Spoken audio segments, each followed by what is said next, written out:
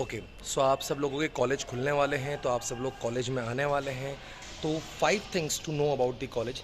सबसे पहले तो इस अजम्पशन में ना रहिएगा कि अगर आपका कॉलेज बाकी कॉलेज से 2 मंथ्स लेट खुला है या आप ओवरऑल लेट आ रहे हैं तो आपका कोर्स भी स्लो चलेगा।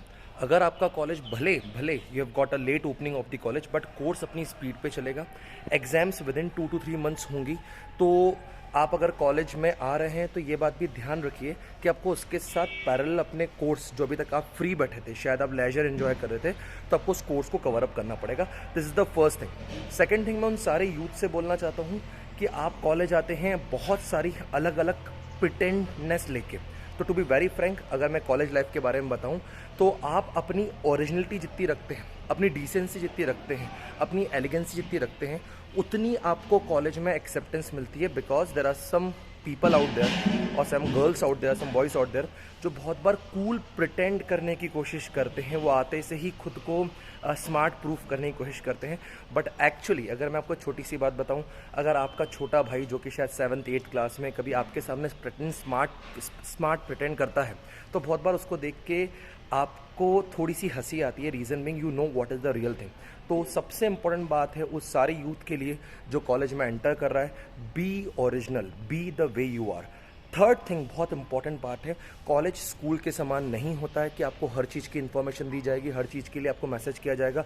कॉलेज में बहुत सारी चीज़ें अपने आप करनी पड़ती है। बहुत सारे इवेंट्स यूनिवर्सिटी में होते हैं, जैसे अगर आप IIPS का पार्ट है तो आपको बहुत सारे इवेंट्स के बारे में क्लास में आके अनाउंसमेंट नहीं होगी। आपको वो नोटिस बोर्ड पे या यूनिवर्सिटी में जो दूसरे कॉलेजेस में इवेंट हो रहे हैं, जो IIT में इवेंट्स हो रहे हैं, उसके लिए खुद इनिशिएटिव लेना पड़ेगा और उसके लिए खुद पार्टिसिपेट करना पड़ेगा। तो ध्यान रखिए, this is not a school kind of thing कि हर किसी चीज़ के लिए आपको बोला जाएगा, आपको बताया जाएगा। आपको खुद की अवेयरनेस खुद रखनी पड़ेगी।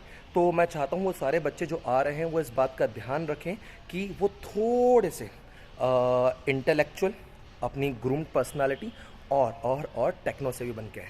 द फोर्थ इंपॉर्टेंट थिंग, अभी जो भी बैचेस आ रही हैं उन्होंने बाय डिफ़ॉल्ट अपनी 11th and 12th Covid time में करी है।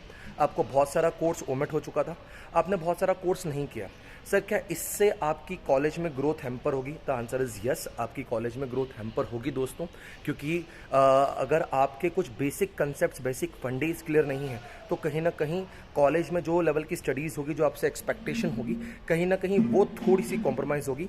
तो अगर अभी आपके पास किसी भी प्रकार का टाइम है आने वाले 1 डेढ़ साल में, तो उन सारे कॉन्सेप्ट्स को, उन सारी चीज़ों को जो आपने मिस किया है ड्यू टू कोविड, उन सबको रिकवर करें।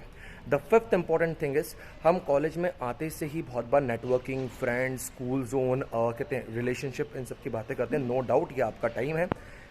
इन चीज़ों में अगर आप इन्वॉल्व होते भी हैं तो मैं ये नहीं बोलूँगा गलत है, लेकिन इसकी लिमिट तय करना बहुत ज़रूरी है। बहुत बार जब किसी परिंदे को उड़ान मिलती है तो उसे किस हाइट तक जाना है और किस दिशा में जाना है, ये बात ध्यान रखना बहुत ज़रूरी है।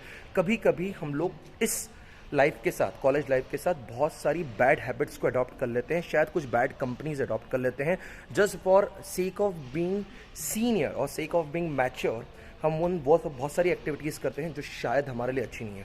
तो last but not the least, be original, enjoy your life, we welcome all of you.